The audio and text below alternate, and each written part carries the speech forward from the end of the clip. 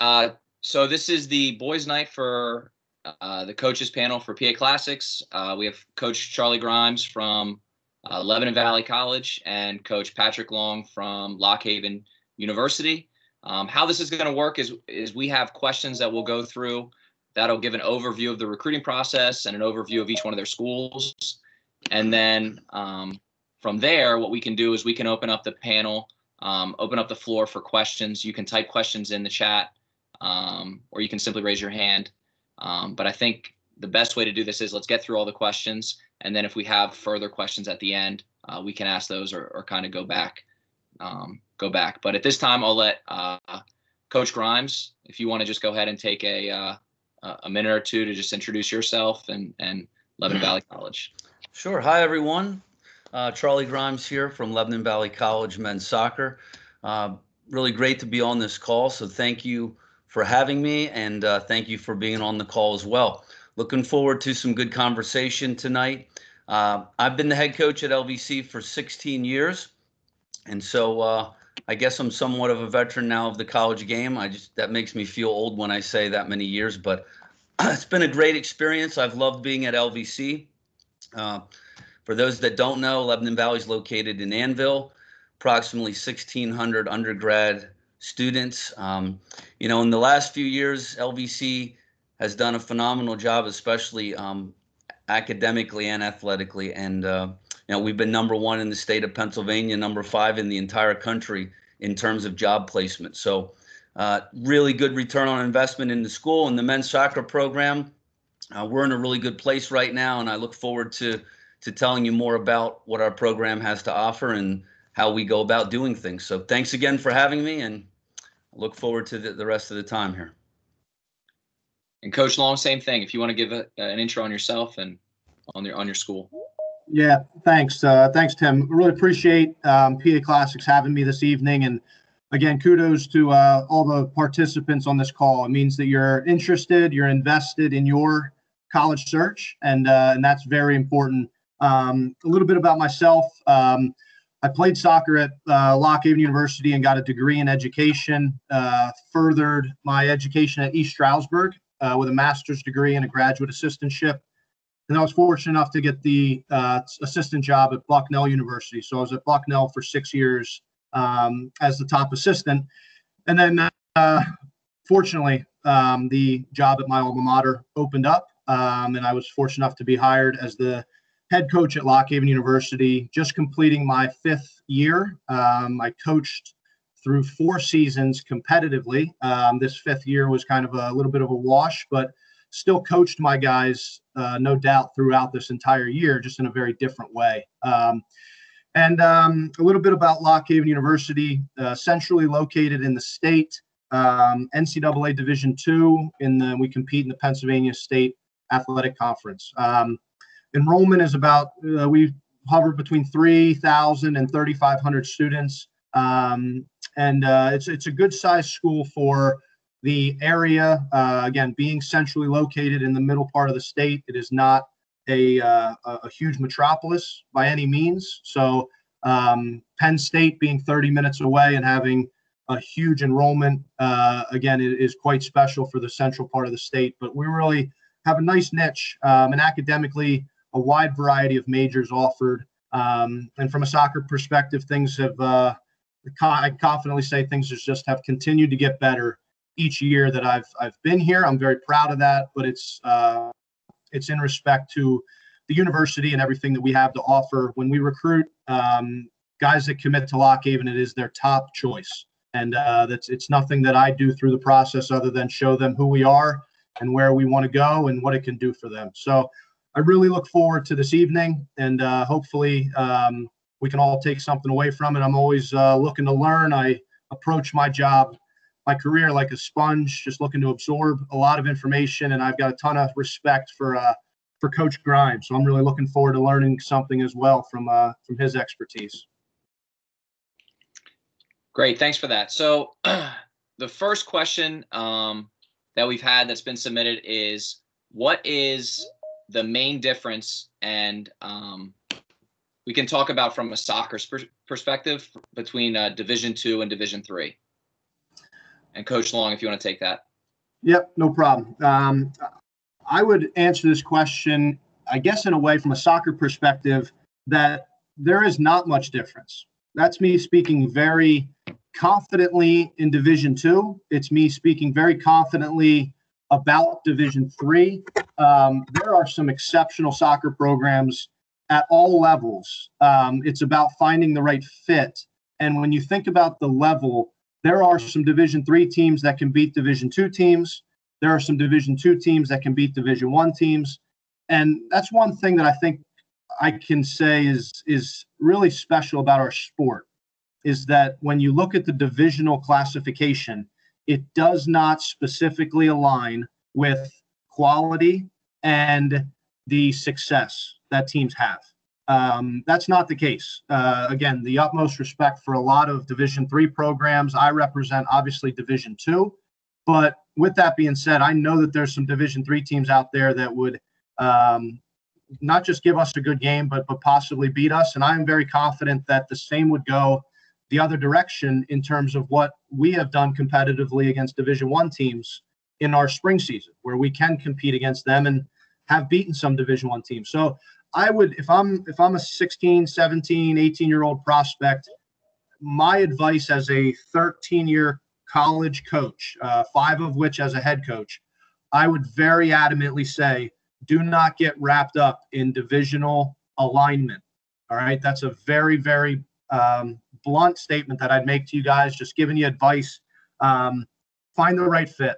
There's a lot of really good options out there. From a soccer specific perspective, the one main difference is what you are mandated to do in the spring season. So in your non-traditional season, in the spring, we at the Division II level make it mandatory that we have a 45-day window to get in. I think it's 22 practices, and we get 5 dates of competition. We really have a lot of opportunity to train, develop, be with our athletes during the spring semester, whereas the Division III level, they have a spring season. They get the opportunity to compete against outside competition.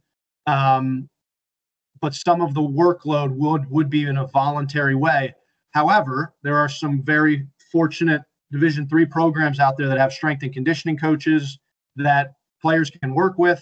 The coaches understand the rules. The coaches understand the importance of preparing their athletes for competition while aligning with their academic needs. And that's going to be a focus, whether we make it mandatory or voluntary. There's still a big time focus on your academics.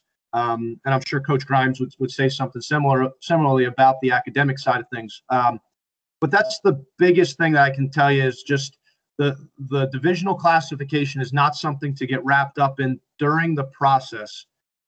The reality from a rules perspective is we are allowed to do more in the spring from a mandatory standpoint. And that's just, again, an NCAA rule, the difference between D2 and D3. So that's the soccer side of things. From an academic perspective, again, there's a focus year-round on your schooling. That's why you go to college. I want to, again, confidently say that you don't go to college to become a professional soccer player. I think we all hope that we have players that have those aspirations. But at the end of the day, you need to be focused on your degree and being a student first. Financially, there is a difference as well. At the Division II level, we are allowed to offer athletic scholarship money. It is not a lot. Most Division II schools do not have a lot of scholarship money, but we can make a scholarship offer from an athletic standpoint. And that's one area where the Division III model cannot. Again, both models are really interested in trying to find ways to make it affordable for our prospective student athletes and recruits that we are speaking to. So that would be my answer.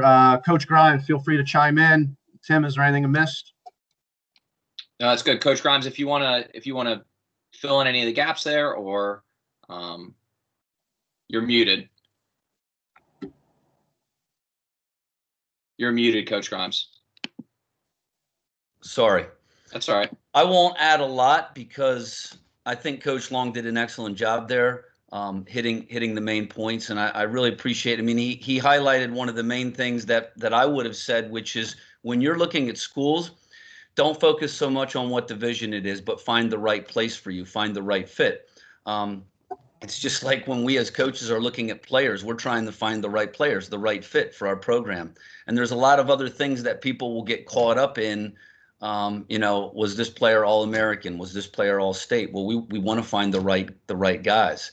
And some of those titles and descriptions aren't as big of a deal as who the actual person and player is. So as a player looking for a college, don't worry so much about the division. Like he said, focus on finding the right place for you. Academically, it's going to be important. And at the Division III level, that's where you're going to get money. There are no athletic scholarships at the Division III level. So you're going to get awarded financial scholarships, grants based on your academic performance in high school. However, it is important as well to be well-rounded as a person, because from a recruiting standpoint, we're looking at a lot of things, and I'm sure we'll get into this a bit later.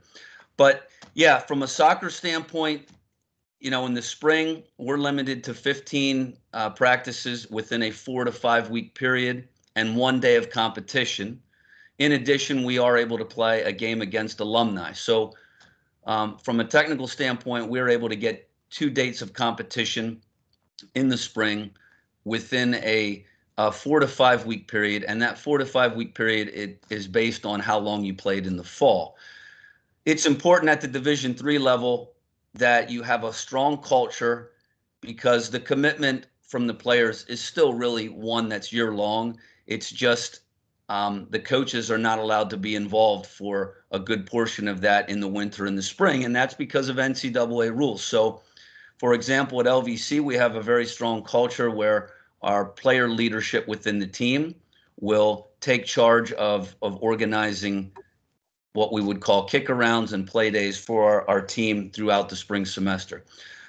But going back again, Coach Long did a great job summarizing the main points, and hopefully as we get into some more of the details here in the recruiting process, I think you're going to hear a lot of similar ideas from both of us. And even though we both coach at different divisions, we're going to be focusing on a lot of the main ideas that are related to recruiting and playing in college soccer, regardless of what division you're looking at. Thanks for that. And I think one of the questions then leading off of that was, how do players know what division they can play? But if you want to touch on that a little bit, I think both of you kind of covered it, just the feedback they're going to receive from the coaches, but finding the right fit for them academically and athletically. But if you had any thoughts on that, on just maybe for the parent or for the player, how they know maybe what level they could play at, whether that's a high-level Division III, a high-level Division II, or just a high-level program.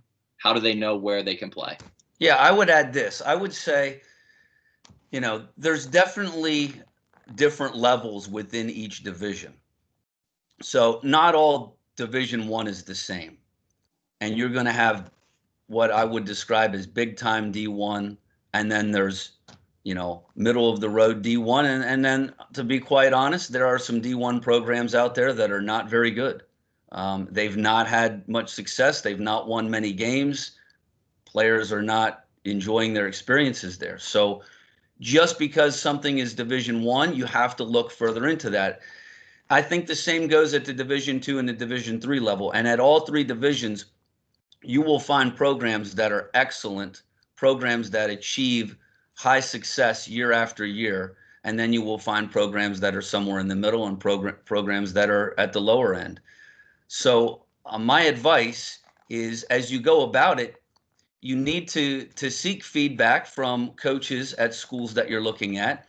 I would also encourage parents and players to try and watch games, whether that's in person or even online, and be honest with yourself when you're watching. You're watching the level.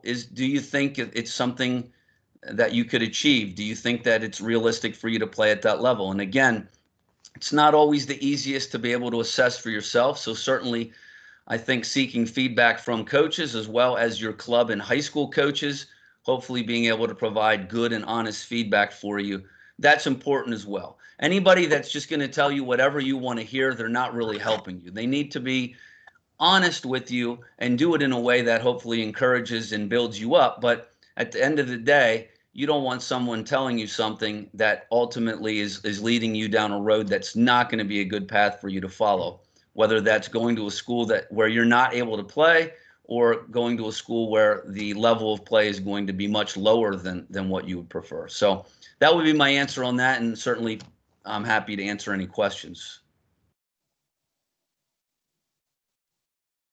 Coach Long, any follow-up with that, or is that pretty good? No, I think that's a good overall assessment. I mean, lean on the people that are coaching you. We all hope that you're getting good coaching and good guidance and experience. And with Classics, I know that is the case. So honesty and transparency is what you're going to get from college coaches. And that's just what we have to do to help find the right fit. So no, I think it was a pretty holistic answer. Great. Thank you. So moving into more of then the recruiting process, we'll go over a couple different things here. The first is, and Coach Long, you can take this first question, is do you find benefit in receiving a highlight film or a highlight video from a player? And what is it that you are looking for in a highlight film? Yeah, highlight film, first off, appropriate music. Let me just say that. I've heard some highlight tapes that have had some inappropriate music, and it's just not a good start. It's not a good impression. So that's, again, just I guess a simple intro. From a highlight video, short and sweet, highlight videos will be watched. They are definitely helpful. They give us, I like to say it's kind of like the appetizer. All right, of an introductory email from a prospect that is interested in Lock Haven, needs to be prepared in a way that it gets our attention, something that stands out. You're looking to sell yourself. You're looking to market who you are as a person, as a student, and as a soccer player. So you really need to take that opportunity in an introductory email to brag, to do it in a humble way, but put out there things that are just eye-popping. And a coach is going to want to learn more. And that leads me into clicking on a highlight tape sooner rather than later. If there's some things in the body of an email that gets me to think, oh, I'm intrigued, then I'm going to look at the video a bit sooner. From the video, I want to see things early on that, again, are eye-catching. Think of it almost as a highlight video, 4 to 5 minutes. Think of it as the opposite of a motion picture, all right? A movie in Hollywood is build up for an hour and 20 minutes, and then just the highlight of the movie, the climax of the movie is the last 10 or 15 minutes. It should be the opposite for a soccer highlight tape or a sport highlight tape. You want to put your best stuff in front of the video so that a coach continues to watch. You want to bring them in and keep them engaged in what they see. And that appetizer, again, if it's a tasty appetizer, then I'm going to find ways to communicate with you quickly, to get to see you in a much more expedited way, because I want to learn more. You've intrigued me that the fit is possible, and I want to pursue. It might not be the right fit at the end of the day, but at least you've given me something that was good that I want to get more into the main course. And then there's a lot of things that go into the process. But highlight tapes, again, focus on the technical side of things. Focus on if you're a goal scorer, obviously you list forward in your bio, and your highlight tape doesn't have you scoring one goal.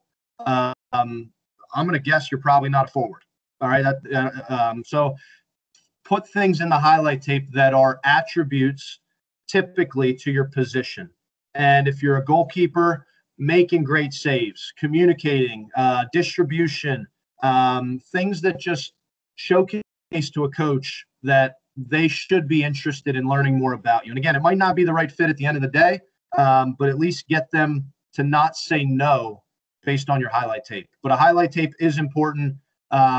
Geographically, I'm sure Coach Grimes would agree, a highlight tape would be helpful to local prospects within 1, 2, 3 hours of our campuses, because we're probably confident that we'll see you play.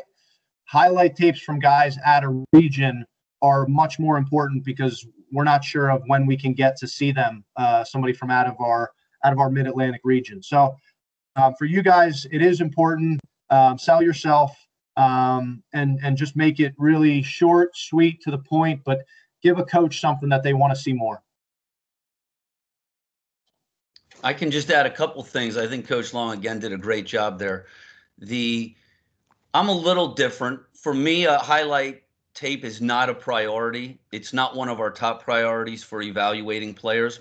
And the reason for that is we feel like we can get so much more out of seeing someone in person. There are a lot of little things that we will look for that we're not going to see in a highlight tape. And a highlight tape is exactly what its name describes. It's highlights. So obviously no one is going to submit something that makes them look bad.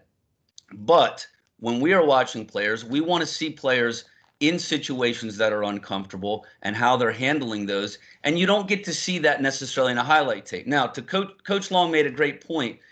If you are looking at schools that are not within a reasonable distance where they are going to be able to get to see you play in person, then absolutely put together something that you can get in front of them. But if that's the route that you're taking, and he also mentioned this, make sure that it's quality that you're putting in front of them. Because in 16 years, I can tell you I've received some really good highlight tapes and videos, and I've received some really bad ones. When I say bad ones where 2 minutes into watching it, I have a headache or I'm nauseous because the camera work was that bad. And there's really nothing out of it except your initial impression then as a coach is not necessarily a positive one of that player, because if they're willing to send you something that's that low of quality, it does impact the first impression. So if you're doing highlight tapes, it doesn't need to be, super long in terms of the length of the actual video, but make sure that the quality is good. As Coach Long said, it highlights positionally what you're bringing to the table. Make sure that it's appropriate, as he mentioned, in terms of the music and the content. But again, I would encourage you, do the work contacting coaches and letting them know where you're playing, and do the work on your own training to make sure that you can present the best version of yourself when coaches are there to watch you. And use a highlight tape more as the extra icing that you put on the cake, and not the cake itself, because I think there's so much more that's part of this recruiting process that's going to be important, where a highlight tape is just something extra that can add another layer for you, but it needs to be done in the right way if you're going to go that route. Great, thank you.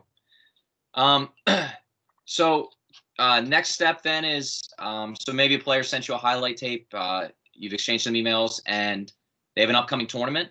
I think it's important to kind of go over the process from a head coach's perspective on what type of communication you're looking for, and how players should be making that communication. I know, Coach Long, you're actually down at Jeff Cup right now, so you can maybe talk about what's some of the emails that you've gotten or communication you've gotten that's been great, and some maybe that hasn't been as good, and just guidance for our players at PA Classics on what they should be doing to make sure that they're communicating the right information to college coaches so they can be evaluated. Yeah, no, communication, I would say communication is everything. Whether you're a high school prospect or you're a current player for me, communication is key to be successful. So from a recruiting perspective, communication needs to be proactive. It needs to be very much on you as the prospect, trying to get in front of a college coach and make it as easy as possible for the college coach to evaluate you and make it your objective is to make you a priority for that college coach. When they are at a recruiting event, you have made it easy for them, and I'll kind of dive into what makes it easy for a college coach, so that when they're at an event, they can focus on being efficient and getting from field to field, and making the most of their time. We're all working within limited budgets, and we need to make sure that we are doing the best job we can from an efficiency standpoint. So but typically, again, from our standpoint, we will determine what events we're going to. We highlight the events that we want to be at. And then I actually said to the coaches on this that we didn't make the decision to come down to this tournament until last week. We recognized that it was a tournament we needed to be at. And at that point, we looked at the pool of prospects interested in us seeing them, and it was worth our time and investment to get down here to be visible and get evaluations. The players that made it easy for us to put on our list and to get to see them put together an email that was concise, provided very detailed points about their interest in Lock Haven.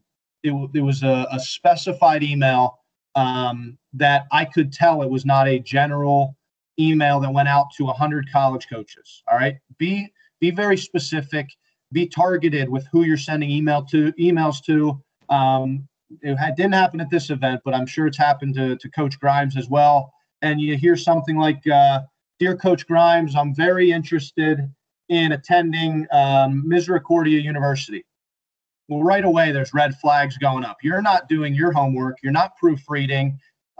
Charlie Grimes is proudly the head coach at LVC. You better state things that make him think that you've done your homework to know that you're interested in them.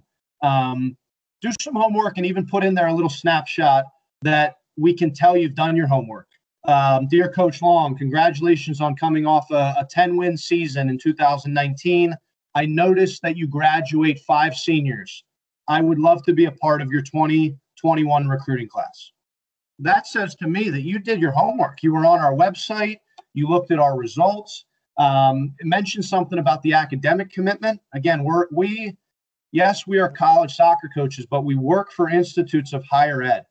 We're trying to help you to get an education and put you on a path for a great career. Coach Long, I'm very interested in becoming a teacher. I know that Lock Haven offers very strong education programs. Again, it shows me you've done your homework. So those things stand out. Coach Grimes mentioned academic money. By you mentioning that your GPA is a 3.8 and you carry a 1250 SAT, that says to us that we are going to find a way to make it a little more affordable for you because you're going to qualify for academic money. So listing academic information is helpful. It gives us a sense of what kind of student you are, how you challenge yourself. Coach Long, I take AP courses, I take honors courses, and I'm always looking to strive for a competitive academic workload. Again, give us things that stand out, that help us to put you on a higher pedestal than some of the other emails we get. And then in regards to a specific event, dive into the specifics. Coach Long, here are my details. I play for this team. I wear this number. I'll be playing this position. Game on Friday is at this time, at this field. Don't leave anything to chance. Those are all very positive things to put in an email. Coach Long, I'll be at the Jeff Cup. I hope you can see me play. With no information, I'm likely just to hit delete. I don't have the time to dive into who you are, where you're from, all that kind of stuff. You need to do the work and help us to get that evaluation so that then we can communicate with you where we see you fitting in. But that communication is huge. My phone just beeped. I just had an email from a kid saying, "Coach, I hope you can see me play tomorrow." That would be something reactive. All right. This young man was being very reactive. He didn't do his homework. If I can fit him in tomorrow, I will. But that's a great example. All right. A real life situation. This young man just emailed me and asked me to see him tomorrow. So again, I hope I can, but at the same time, be proactive. You be the aggressor. Send an introductory email 2 weeks before the tournament, follow up 3 days before the tournament, and wish me safe travels and that I can hope you see you play. That speaks a lot about who you are as a person and what you're doing to put yourself in front of me. Great points. Yeah, great points. Go ahead. Great points. Listen, I mean, communicate in a way, communication is key. Communicate in a way that is specific, as he mentioned. So be specific. Use the coach's name. Coach and whatever their last name is. Be specific by mentioning the school. Be specific about mentioning anything that you feel is important in relation to that program. If it's generic, it gets deleted. It just does, because and I think Coach Long would agree, the amount of emails that we get, this is a good lesson for you to learn when you go for a job. You want your resume to stand out. You want to make sure you're getting your interview, your opportunity. That's in essence what you're doing here. So communicate, all right, specifically. Communicate also clearly, as he mentioned, in terms of the details that are important for us to see you play. Sometimes we've never seen somebody play and we've no idea what number they're wearing, and they don't mention that. We don't know what they look like. So how do we know which player? You know, we're at a field and we're asking the coach, hey, we got an email from this player, but I don't know who he is. What number does he wear? It just makes a great first impression when, as a coach, you don't have to go searching for that information, and you have all of that provided to you by the player. And I would also say communicate in a timely manner, because there have been many cases where we're attending an event and literally the morning of we'll get an email. And honestly, at that point, a lot of times it's too late, or even the night before. It's too late. We've already established our schedule. We've already figured out what the flow of fields is going to look like. So make sure you're communicating specifically, clearly, and in a timely manner. And I would also add that every school and program is going to have a questionnaire, an online questionnaire. Complete that right away. Get that done right away. If there are schools that you're interested in, that information not only goes to the coach, it should go directly to the admissions department. That is crucial information. I know as a coach, if I receive an email from someone telling me about an upcoming event and wanting us to see them play, the first thing that I'm going to do is I'm going to check and see if they've completed our online questionnaire and if they have all their information in. Because now, anything that I want to know about them, I can go and I can look that up. And that already is setting that player out from the rest of the pack. It's setting them apart, and it's making a good first impression. I have all the information I need. Not only did this player fill out the questionnaire, but also followed that up with emailing and communicating, again, specifically, clearly, and in a timely manner. So I think these are ideas that are not only going to help you through this recruiting process, but the rest of your life, whether it's seeking employment or other areas of life as well. And then do you, the one question here that's specific to emails and communication with coaches, do either of you find value in players sending a follow-up email to you, or will you reach out to them after you watch a player play? So what's kind of the process? A player emails you, you go watch them play, and then what happens? Do they need to follow up with you, or do you follow up with them? Coach Grimes, if you want to take that first, and then Coach Long, if you have anything to fill in after. Sure. Typically after an event, if we are able to see a player play, we will provide some type of feedback to them. I would always encourage you, though, if you do not get that feedback, always take the initiative in this process. Don't assume that people are going to knock down your door recruiting you, and be proactive in terms of communication, in terms of getting your name in front of people, in terms of making sure that people are having and receiving the information that they need to know who you are as a person and as a player.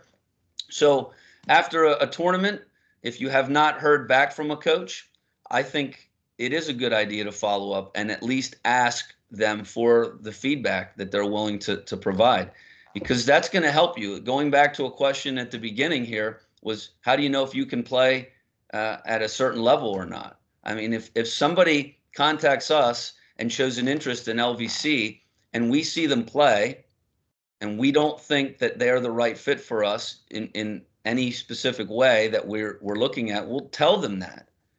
And I would think that as a player and as a parent, you would want to know that. And so if you're not getting that feedback, I would seek that out. It's not always going to be that direct or that immediate. And in some cases, coaches may want to see more of you. They may not want to rely on just seeing you play one weekend, one game, but at least you are taking the initiative within that communication process. So I do think that's a good idea. I think it shows good initiative for players to follow up. Again, in some cases, there won't be the need to do that because the coaches will have already done that for you. But if not, I would definitely be proactive with that.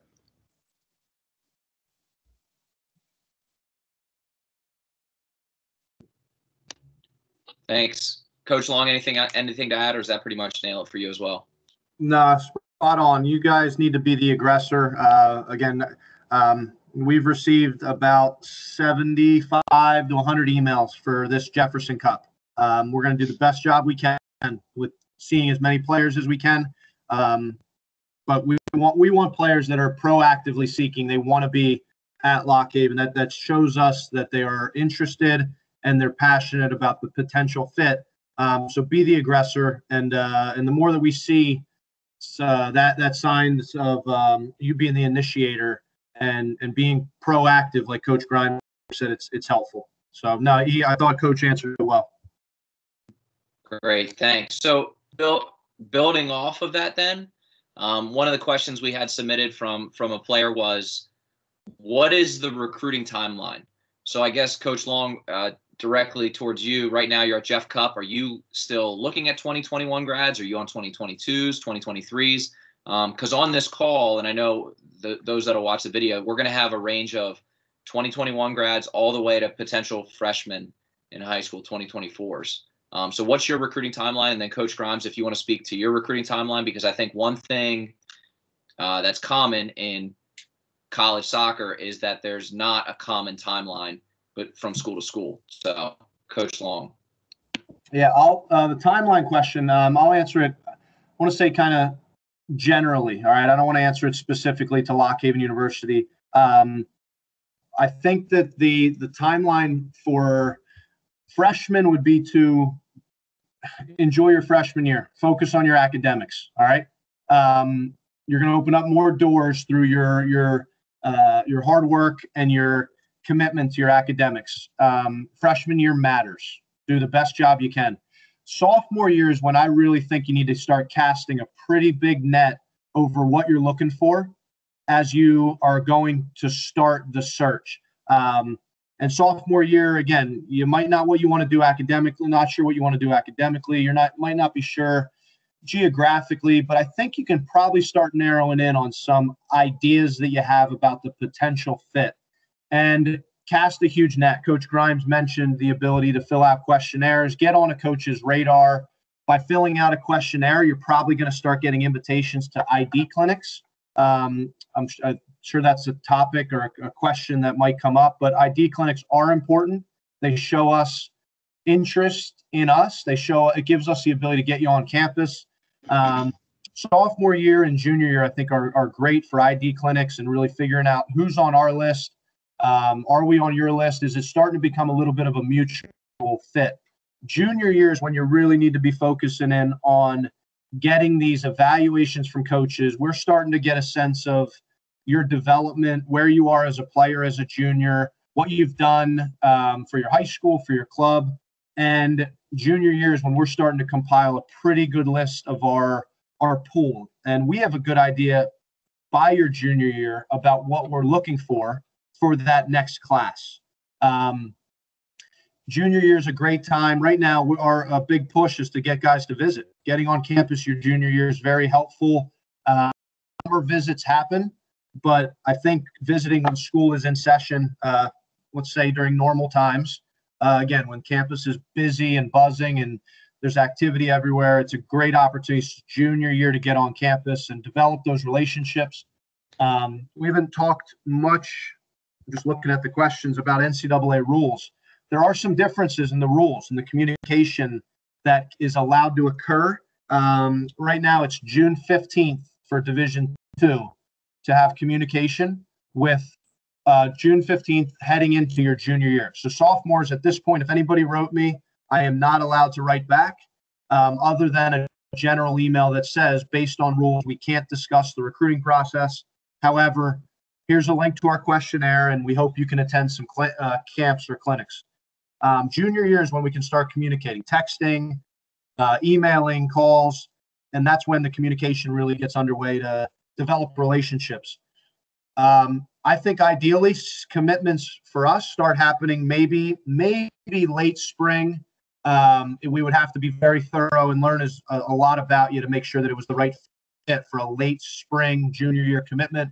Summer commitments happen, fall commitments happen, and just picked up 2 commitments within the last week, which pretty much finished our recruiting class 21. So we're always looking. I think Coach Grimes, unless the school that you're interested in has application deadline, that's something important for you to know. But if there's not an application deadline, if there's a player that sparks interest and helps us to win and fits into our culture, I can't say no. I can't say no. I'm loyal and I'm dedicated to our roster cap and who we have and who I've recruited. However, if somebody helps us to win, I don't care how late it is in the process, I have to give them a look. That's just the nature of being a competitive NCAA Division II institution, and I think the same would go for an NCAA Division III institution. So for seniors on the call, if you haven't done some of the things I've mentioned, I think that there should be some urgency on your end to get moving. Juniors, I think it's a great time to be developing relationships, communicating, showing interest, helping coaches to know that you're interested in them and give them an idea of who you are. And then sophomores, again, it's early. It's early doors for you, and you can really just have some fun and cast a huge net. Freshmen, again, I just say do the best job you can academically and keep having fun with your soccer. College is a long way away, but your freshman year matters academically. Focus really hard to get the best grades you can. Want me to add my perspective there? Okay. So yeah, we finished our 21 recruiting class probably late November, and we got an early start on our 22 class. And we do at LVC, we have a pretty defined timeline that we follow. So we will typically on a normal year, we will wrap up our recruiting class by November. And then that will begin the next year's class. And typically we're always looking at that next class plus the class after it. So as Coach Long alluded to, right now we're really focusing on 22s, but we'll also look at 23s when the opportunity presents itself. So when you get too far ahead beyond that, it's not that we're not interested, but we have enough players in the next couple of classes to be looking at that we're not honestly going to have time other than at a camp or an ID clinic. All of our time spent at showcases and tournaments is going to be on the current class or the class following that. And so a typical year for us, again, would be we will be recruiting and looking at 22s now, and we will do another ID clinic in August. At that point, we will our expectation is we'll fill our recruiting needs and complete our 22 recruiting class at the latest by November, at which point we'll begin focusing on the 23 class. And as we're focusing on the 23 class, we will also be looking at the 24 class when able and when that opportunity presents itself. I think if you are going into your senior year, you're a 2022 right now, and you've not done any college visits, you've not filled out any questionnaires, you've not had any communication, you do need to get moving. It's not the end of the world. You can still get a lot accomplished between now and the fall, but certainly you're going to put a lot more pressure on yourself if you wait until fall of your senior year, and you're going to feel that pressure not only academically, but you'll be playing soccer as well and feeling the pressure of having to make all of these decisions and fit all of this in during a relatively a busy time of life for you. So trying to get started a little bit earlier will alleviate a little bit of that pressure.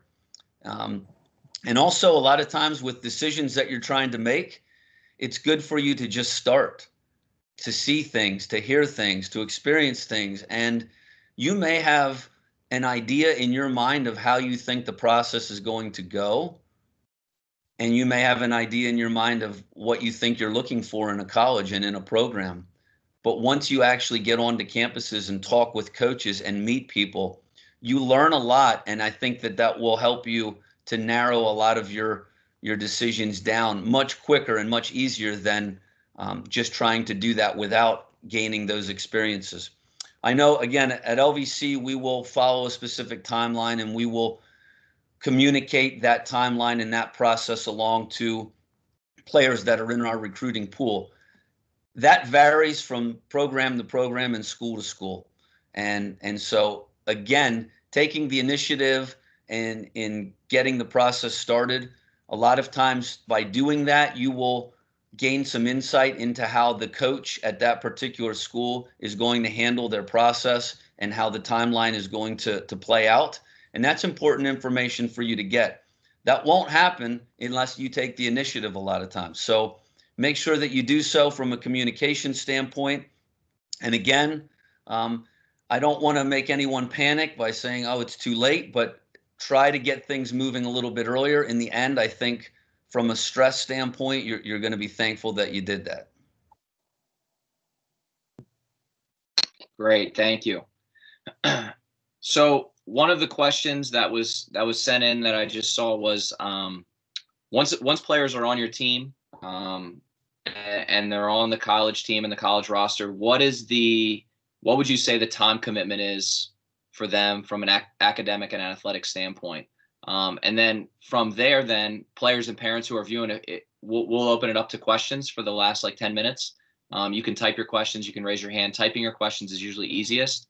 But, Coach Long, if you just want to touch on really quick, and then Coach Grimes fill in any of the gaps on just the time commitment for academics versus athletics and maybe what the focus is.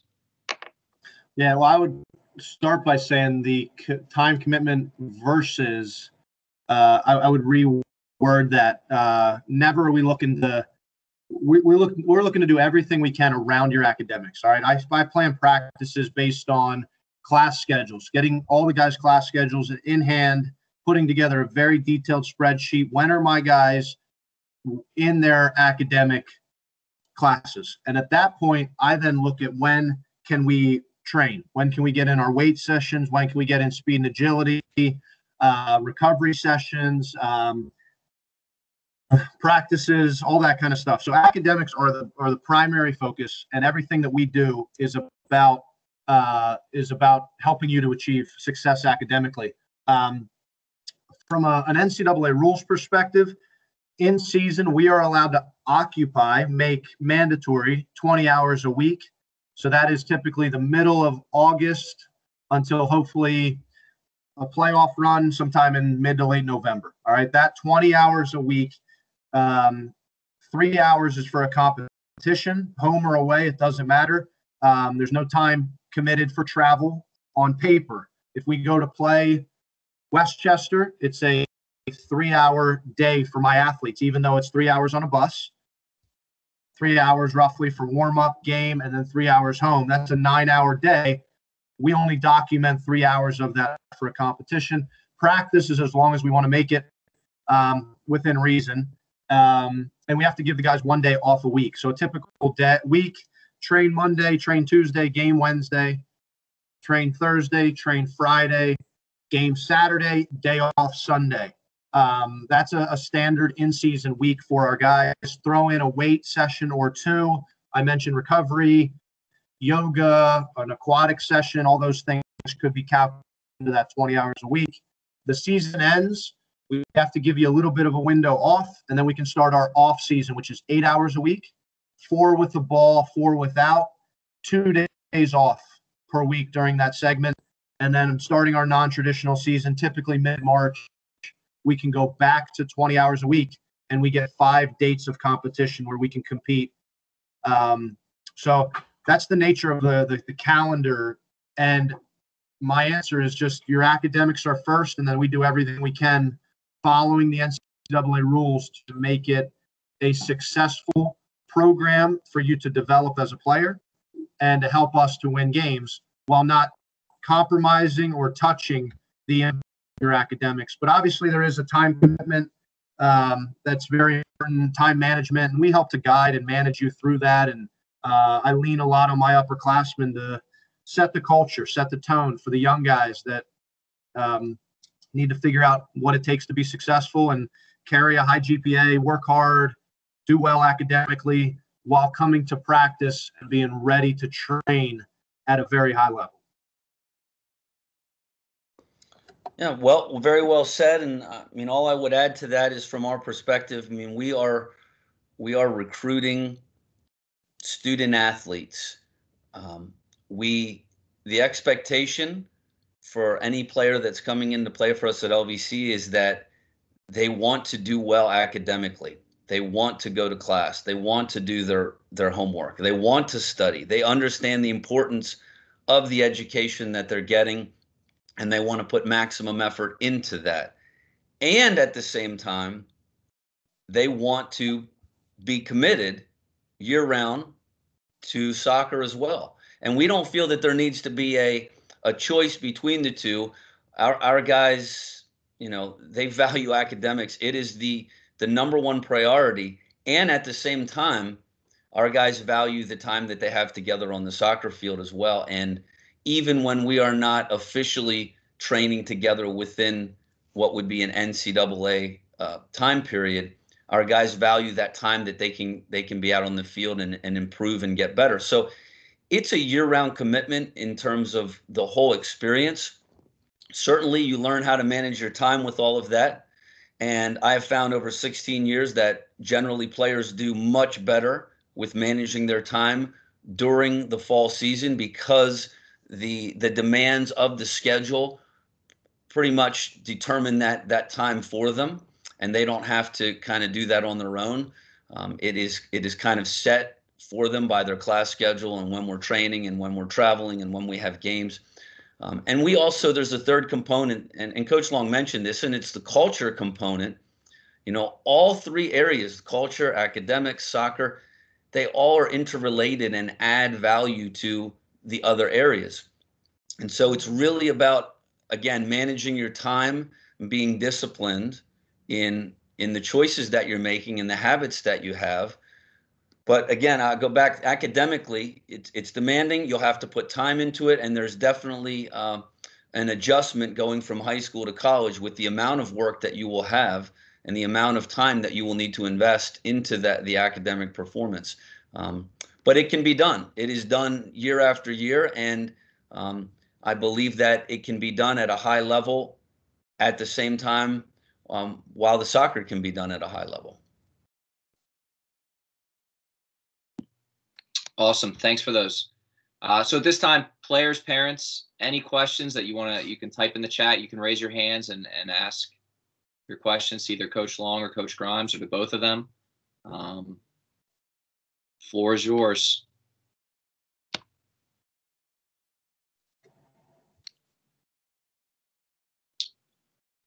All right. Not seeing anything here. So that's going to wrap up our time tonight. Coach Long and Coach Grimes, on behalf of PA Classics, really appreciate both of you hopping on here. I know we have PA Classic players on both LVC and Lock Haven. Question just came through there, Coach. Yep, here we go. Okay, first question. What is the likelihood of making it to the MLS from college? Well, I think there's a lot of factors that would go into determining that. I think at any level that you're playing, I mean, when you talk about, first of all, you're taking club and high school student athletes and you're running everybody through a funnel now to get to college. So you're eliminating a lot of people by doing that. And now you talk about going from college to the professional level, you're running through another funnel again, and that funnel's very, very narrow. So I wouldn't say it's impossible, but I would say it needs to be a realistic goal and expectation. And 99% of the time, our players are going to go professional in something other than soccer. It's going to be professional in whatever their degree is and the work that they're looking to do beyond college. So I think, if someone's able to go, for example, and play at the University of Maryland, Wake Forest, some big time Division I schools, then I would say, yeah, right off the bat, you have a better chance because the exposure there. And honestly, that's a really high level. I mean, in my opinion, playing in the ACC would be the highest level of college soccer in the country. Having said that, there are players from all divisions who have played in MLS, in USL, and even overseas. So it's not, there's no rule that says in order to do it, you have to do X, Y, or Z, but the chances are pretty slim, if I'm being honest. Thanks for that. Next question that just came through. Coach Long, what is the dynamic between freshmen and upperclassmen? Yeah, good question. I think that's going to fall on the culture of the program. There's a very important acclimation process that occurs that we need to help the new faces to the program, the newcomers, be welcomed with open arms. Again, I hope relationships are developed throughout the recruiting process. When people visit, they don't just meet with me and admissions. They meet with faculty members. They meet with current student athletes. Those relationships are vital. When a young man commits, there's immediately communication with the upperclassmen. And it's something that just helps those relationships to be developed so that when preseason starts in mid-August, it's not, hi, nice to meet you. All right, that really leaves an uphill battle for a coach to bring together 5, 7, 10 new faces into a program.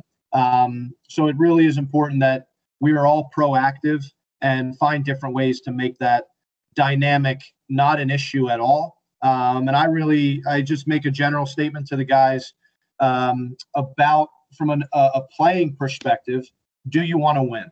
All right, I want every single player in my team to answer that question. Do you want to win?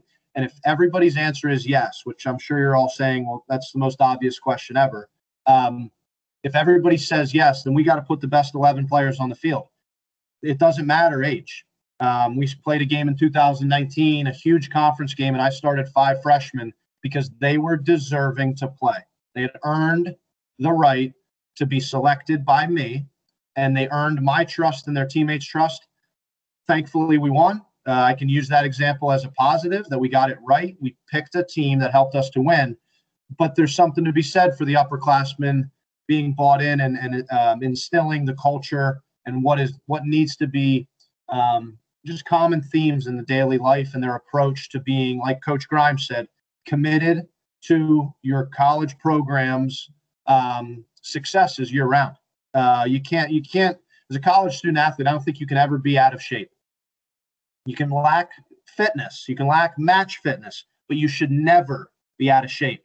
That falls on you. And what is your commitment? So the dynamic needs to be from within, broken down to make it not a dynamic at all, and that everybody is, I hope, equal. But I mean, that's servant leadership. That's that kind of stuff. There's no such thing as, hey, freshmen carry the goals. I mean, I'm the first one to go carry a goal. And I hope that my captain and my assistant are carrying them with me. So those are things that, again, it's cultural, it's internal. It's a great question, but those are things I think maybe you could ask about during the process to learn more about the dynamic and look at game stats. Who's playing? You could learn a little bit more. Are freshmen playing? It might give you an indication of where is the program, who have they recruited, and where potentially the future and the direction is. Great. And then one last question for either of you. Would it be good to go to become a professional before going through college? Wow, that's like play pro first and then go back to school after a pro career? I'm assuming. Well, I mean, I guess if you're going pro at the highest possible level, money's not an issue then down the road. But that would be an outlier of an event, I would say. I don't that's certainly not going to be common. I mean, listen, my honest opinion on this is, for the majority of good soccer players in the United States, the best years of your soccer career are going to be college, by far. And I did have the opportunity to play a few years after college at the USL level, and it was not the same in terms of how I enjoyed it as my college experience. And most players are not going to get to play beyond college, not at the professional level at least. Your college experience will be an unbelievable, and it should be an unbelievable, life-changing and life-impactful experience for you. So, yeah, for those that have desire and dreams of playing at the professional level, I don't want to be the one to tell you don't go for it, but I do think it's not easy. And, you know, if you don't make it to the professional level, it's okay. Really enjoy and don't take for granted the college experience that you can have. Great answer. Appreciate that answer. And again, on behalf of PA Classics, just appreciate both of you being on the call tonight. Out of respect for everybody's time, I'm going to end the meeting. This will be up on our website here soon. So Coach Long and Coach Grimes, thanks again so much for getting on the call. Coach Mel,